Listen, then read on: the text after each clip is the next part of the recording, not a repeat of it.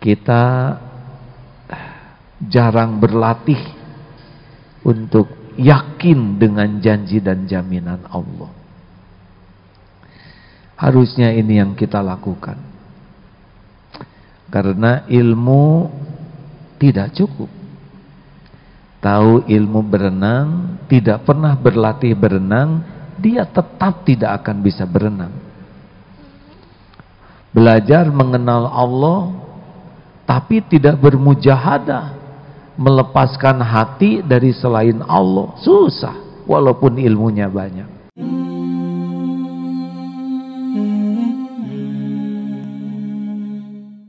Hadirin, apakah Allah Subhanahu wa ta'ala sedang menyaksikan pertemuan kita ini?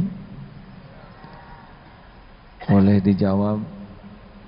Apakah Allah menyaksikan?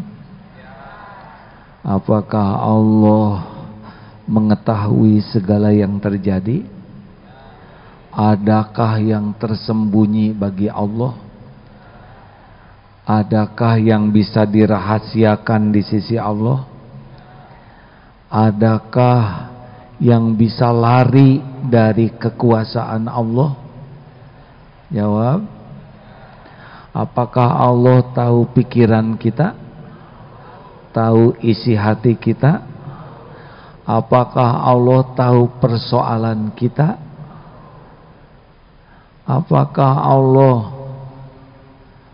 tahu apa yang terbaik bagi kita? Masya Allah. Apakah setiap bicara didengar oleh Allah? Apakah mungkin Allah lupa dengan apa yang kita bicarakan? Yakin? Kalau keyakinan itu ada setiap saat, itulah derajat tertinggi sesudah Islam, iman, ihsan. Islam itu, dengan Islam kita tahu kepada Allah, dengan iman kita percaya, dengan ihsan kita yakin. Di dalam Al-Quranul Karim yang paling sering disebut adalah innallaha yuhibbul muhsinin. Sesungguhnya Allah sangat mencintai orang yang ihsan. Seperti apakah orang yang ihsan? Dalam hadis sahih disebutkan anta'budallah ka'annaka tarahu wa illam takun tarahu fa innahu yarak. Beribadah kepada Allah seakan kita bisa melihat Allah, seperti tadi itu begitu. Sekiranya engkau tidak bisa melihat Allah, maka ketahuilah Allah melihatmu. Jadi orang yang paling bisa menjaga diri dari perbuatan maksiat adalah orang yang paling ihsan. Kita coba bagaimana supaya bisa ihsan. Asma Allah yang kita bahas kali ini Asy-Syahid, Allah yang maha menyaksikan. Ar-Raqib, Allah yang maha mengawasi. Nanti kita coba bedakan ya. Di dalam surat Al-Buruj ayat 9, a'udzubillahi minasyaitonirrajim, wallahu ala kulli syai'in syahid, dan Allah maha menyaksikan segala-galanya. An-Nisa 79, wa kafa billahi syahida, cukuplah Allah yang jadi saksi. Dalam Al-Hajj ayat 17, innallaha ala kulli syai'in syahida, sesungguhnya Allah menyaksikan segala-galanya. Peperangan disaksikan, semua pencurian disaksikan, orang yang berpacaran disaksikan. Tidak ada satupun yang tersembunyi. Ar-Raqib, innallaha kana alaikum raqiba, Sesungguhnya Allah selalu mengawasi dan menjaga dan mengawasi kamu. Surat An-Nisa ayat 1. Al-Ahzab 52. Wa kana Allahu ala kulli syai'in raqiba. Dan Allah Maha mengawasi segala sesuatu. Apa bedanya menyaksikan dengan mengawasi? Begini, kurang lebih ilmu yang saya pahami dan didapatkan, kita semua disaksikan oleh Allah. Semua, segalanya. Sekecil apapun, tidak ada yang luput dari disaksikan oleh Allah. Ar-Raqib itu Allah mengetahui apa yang ada di dalam hati. Yang tersembunyi di lubuk hati, Allah tahu apa yang tersirat dalam pikiran. Yang halus, yang tersembunyi, Ar-Raqib. Misal tentang mata, surat Ghafir kalau tidak salah ya, sebentar. Ya, surat Ghafir 19. Ya'lamu kha'inatal a'yun. Allah dia mengetahui khianatnya mata, wa ma tukhfis sudur, dan apa yang disembunyikan oleh hati. Ini sedang aman posisi duduk begini. Tapi ketika bubaran, mata melihat, hati juga beda. Maka jaga pandangan itu akan membuat terjaganya hati. Nonton film, iklan, mata melihat iklan, hati bisa beda itu. Hati-hati, hati-hati. Sudah punya suami, nonton iklan ganteng misalkan, terus lihat suami tidak bicara apa-apa, tapi Allah tahu apa yang dibisarkan di dalam hati. Lihat ganteng, astagfirullahaladzim. Lihat suami sedang menganga, Allah tahu itu bisikan hati. Yang halal yang menganga daripada yang ditonton suami orang.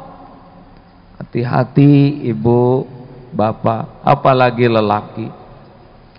Jaga pandangan, lihat HP, lihat ada yang tidak boleh dilihat. Bersembunyi. Apakah Allah tahu kita bersembunyi? Tahu setiap apa yang digeser, kiri, kanan, atas, bawah. Tidak pernah sendirian.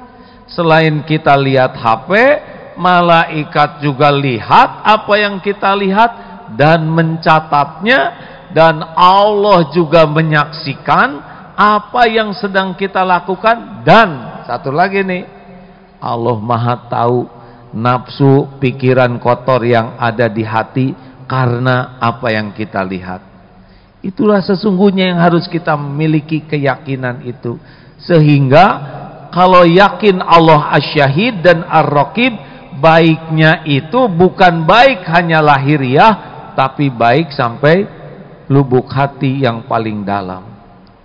Karena ada yang, maaf ya, sambil duduk begini kita melihat orang yang di depan, itu hati bisa ngomong, ih kaos singletnya bolong, orang ini keteknya bau. Terus hati itu bekerja, dan Allah tahu persis. Surat Qaf berapa tuh?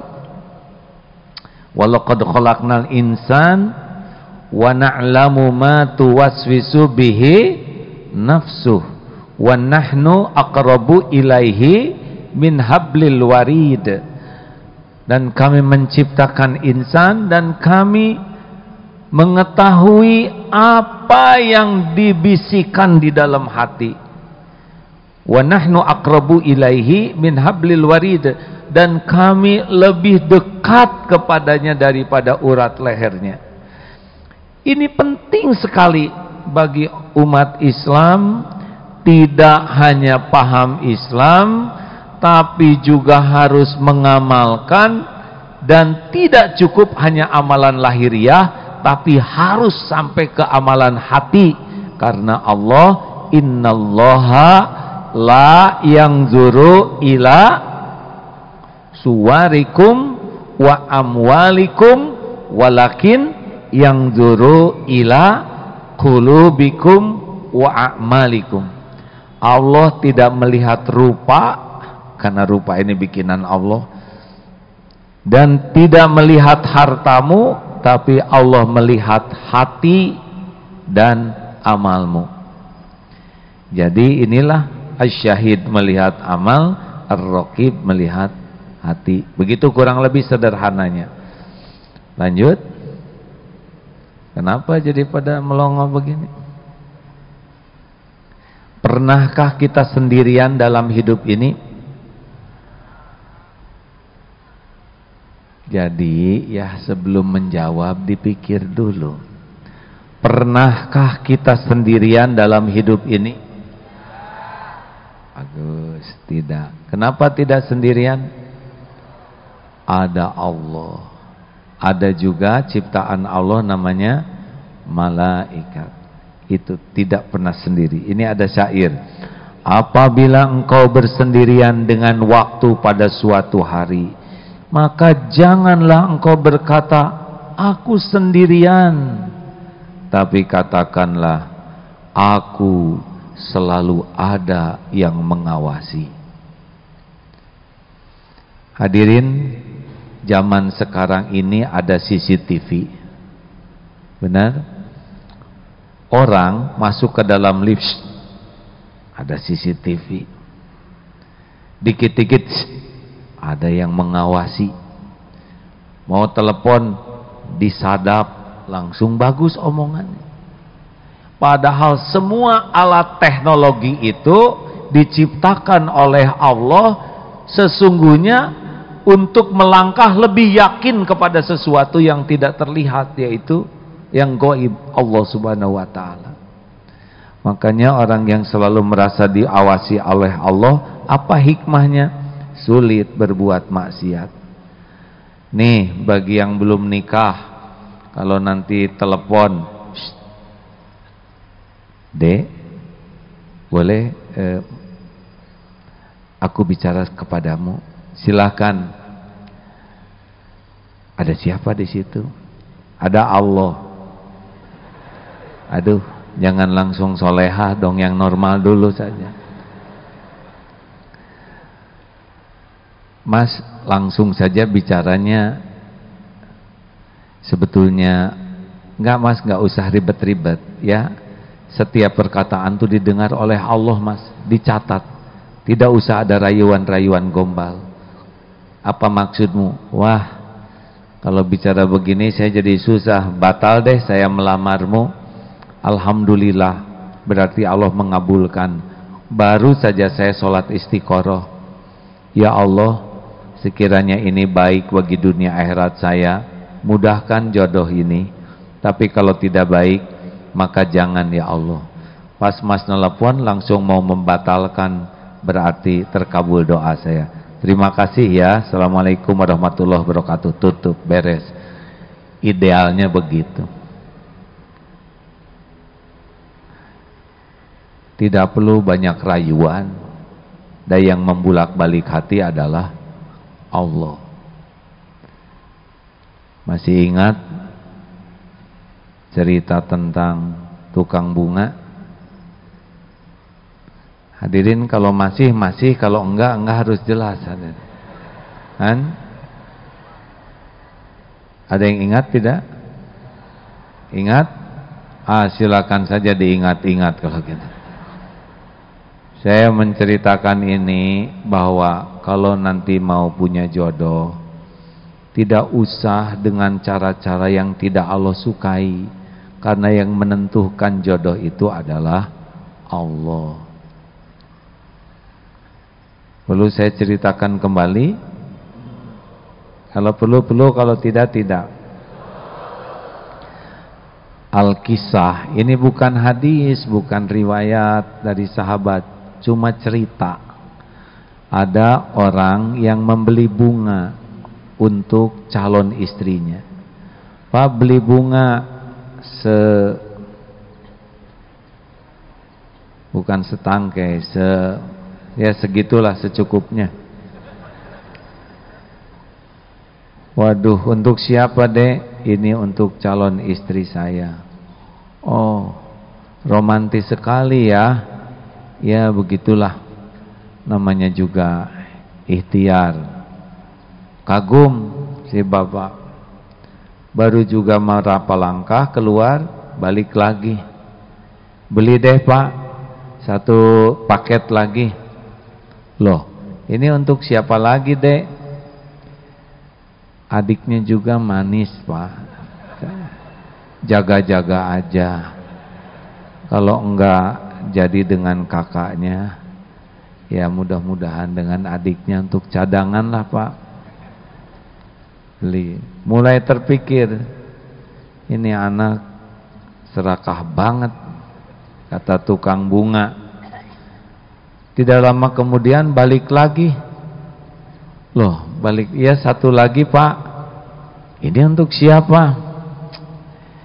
Itu kalau saya datang ibunya suka ngasih minum dan sebagainya.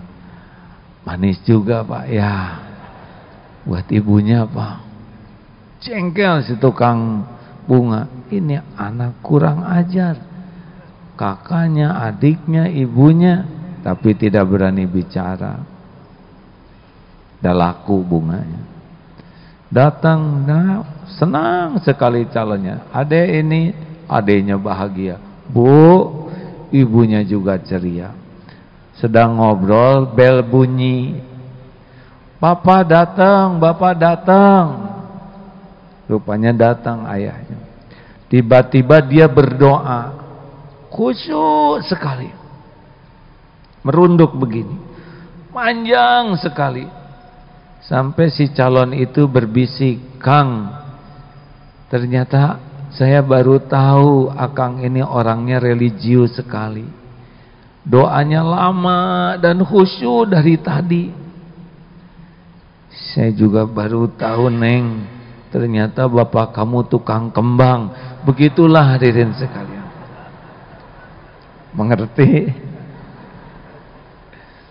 Ini cerita dramatis, tetapi bagi orang yang mengenal Allah tidak usah serumit itu. Boleh memberi hadiah, boleh, tapi tidak usah rumit, karena Allah menyaksikan segalanya. Sedang akhwat itu ciptaan Allah, yang membulak-balik hatinya juga Allah. Saudara mau pinjem jaket teman, pinjem motor teman, rambut dipolas-poles, enggak ngepek. Kalau Allah batalkan, batal. Jelas? Kembalikan itu jaket.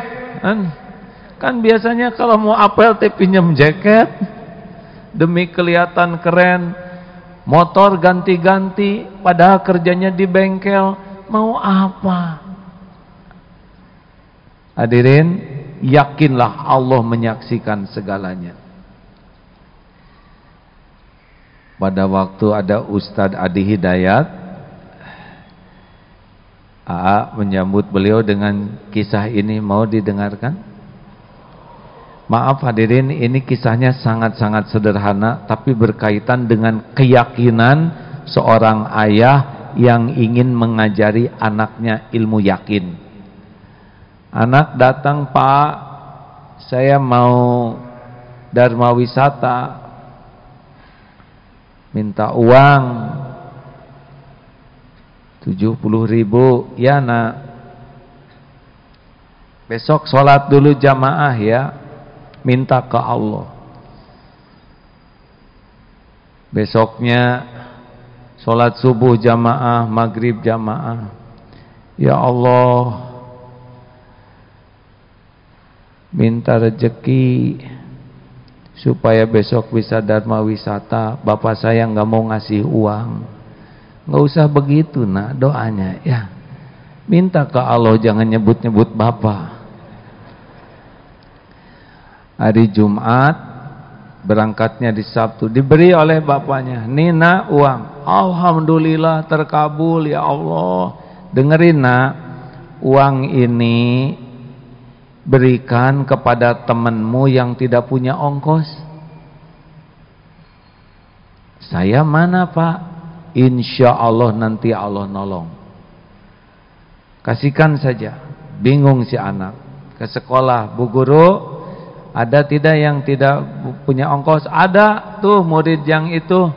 Nah, kalau gitu ini buat bayar ongkos Dharma Wisata. Loh, kamu mana nak? Itu dia Bu Guru. Bapak saya cuma ngasih buat sedekah, tidak ngasih buat saya. Kata kalau gitu kamu nggak bisa ikut, nak. Kata bapak saya, pergi itu bukan kata bapak, bukan kata guru, tapi kalau Allah mau saya bisa pergi. Wah, kata guru tuh, ibu mah kurang ngerti, nak. Sama Bu, saya juga nggak ngerti. Besoknya Sabtu, sholat subuh minta, ya Allah hari terakhir. Nggak dikasih uang. Nah, kenapa kamu nggak ke sekolah? Kan saya belum bayar, Pak. Ya, pergi saja ke sekolah. Allah melihat kamu doa, sholat berjamaah. Allah melihat engkau sedekah, iya kan? Iya Pak, tapi saya belum daftar. Cobalah pergi saja, Allah pasti melihat semua yang engkau lakukan. Si ibunya bisik, atuh Pak, ongkosinlah. Bu, Allah mengetahui niat saya, ingin anak ini yakin kepada Allah. Akhirnya pergi dan ke masjid ya nak, sepanjang jalan istighfar. Ya Pak, enggak jelas si anak ini. Akhirnya berangkat, masuk musola, ya Allah, saya belum daftar, tapi disuruh ke masjid oleh bapak saya, tolong ya Allah. Baru juga begitu, bis sudah penuh, turun temennya KM. Ini anak ini namanya Adi. Adi, kamu enggak naik? Itu udah naik semua. Adi bahagia dicari. Ayo naik. Tapi saya belum bayar. Oh, belum bayar. Ya udah deh, doain aja supaya kamu. Mobil pergi, bis, dan yang diongkosin juga dadah. Adi, aduh, ya Allah. Kira-kira Allah menyaksikan tidak adegan ini, hadirin? Jawab. Allah tahu nggak Adi remuk hatinya, kan? Air mata mengalir kelihatan tidak oleh Allah. Jawab ini sungguh-sungguh hadirin. Walaupun ini cerita, tapi dalam faktanya Allah lihat tidak semua itu. Ya Allah. Akhirnya Adi tadi musola, keluar dari musola pakai sepatu. Tidak lama kemudian Adi udah siap-siap pulang. Oh, kata si bapaknya begini, istrinya pas nanya, gimana? Gini Mak, kalau si Adi tidak jadi berangkat, nah dia segera pulang. Kalau tidak pulang, berarti takdirnya dia berangkat. Tenanglah Mak, Allah tahu niat saya, Allah juga tahu apa yang terjadi. Pas Adi mau keluar gerbang sekolah, tiba-tiba, maaf kalau nyebut merek ya, ada mobil Alphard hitam berhenti di depan sekolah. Pintu otomatis kebuka. Adi, rupanya ada temannya turun. Mana bisnya? Udah pergi. Kamu kenapa enggak pergi? Ya saya kan belum daftar. Jadi udah ketinggalan nih saya. Udah ketinggalan, udah pergi. Bilang ke ibunya, Mak, mobilnya bisnya udah pergi. Kita ketinggalan. Ya sudah, tenang aja, kita susul. Itu kenapa temennya? Adi belum bayar Mak.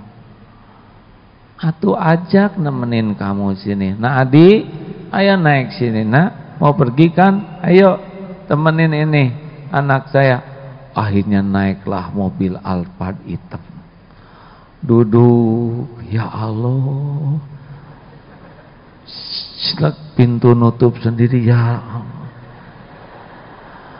Nangis si Adi. Adi, kenapa kamu nangis? Kata temennya. Belum pernah ya naik Alphard gitu. Ini memang ceritanya begitu. Saya nangis, kata bapak saya, benar. Yang nakdirkan pergi itu bukan punya ongkos, bukan kata guru, bukan kata bapak, tapi kalau Allah mau terjadi. Orang lain naik bis desek-desek, saya naik mobil enak.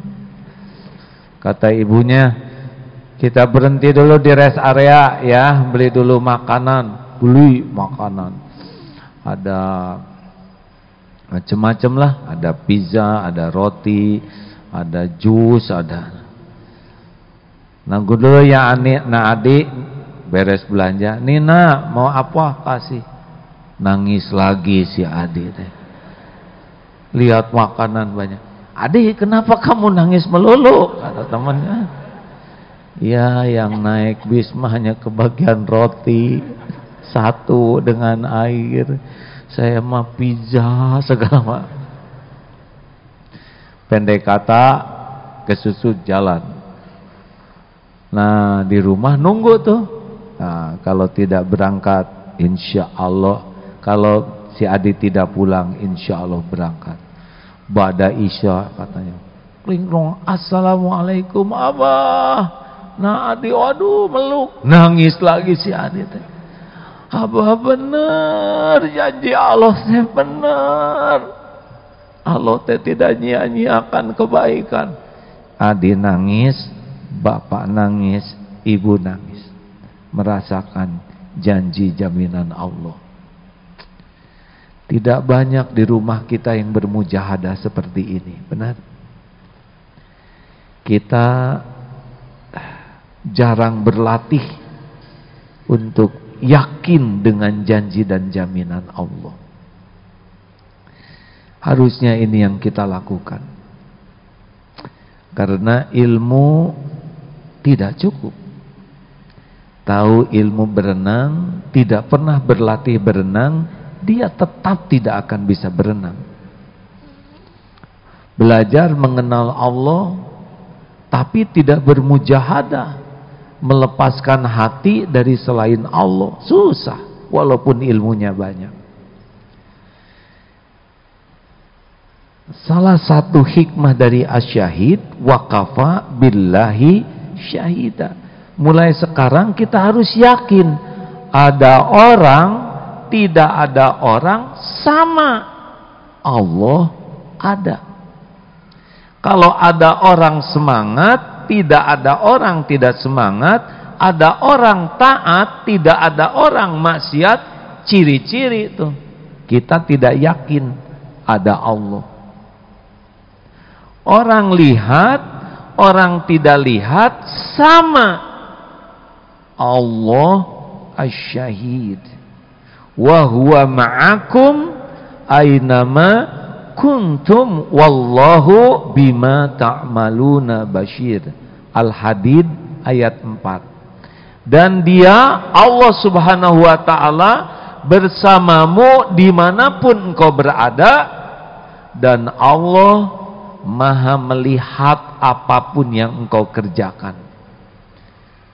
Jadi orang lihat, orang tidak lihat, sama. Karena yang penting yakin Allah maha melihat. Kalau ada orang dilihat jadi rajin, orang tidak lihat jadi tidak rajin, ciri-ciri bukan karena Allah, karena orang. Puji, caci, ember jatuh, sama.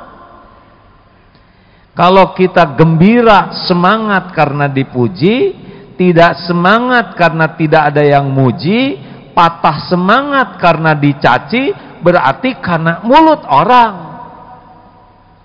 Bagi yang bertauhid, harusnya puji, caci, ember jatuh sama, hanya getaran udara yang merambat ke telinga kita. Ini target kita, ya. Memang dipuji menyenangkan. Coba kalau dipuji orang, apa efeknya? Tes aja. Semua yang hadir muji ke saya. Enggak ada apa-apanya. Yang bahaya tuh saya termakan oleh pujian. Semua yang hadir sekarang menghina. Tidak ada apa-apanya juga. Karena Tuhan kita tuh Allah, bukan mulut orang. Gini hadirin. Oh, itu si bapak awet muda. Jadi awet tidak? Jadi awet tidak? Tetap meotan.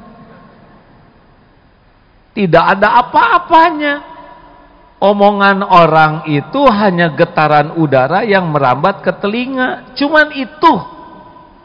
Sedangkan nikmat, karunia Allah yang menggenggam. Jadi capek kita kalau pengen dipuji orang tuh. Tidak ada habisnya gelisah, resah, kecewa, sakit hati kalau kita sibuk dengan penilaian makhluk. Tapi kalau sibuk dengan penilaian Allah, ya sudah, ada orang, tidak ada orang, Allah ada, kita jaga diri. Orang tahu, orang tidak tahu, Allah pasti tahu, benar?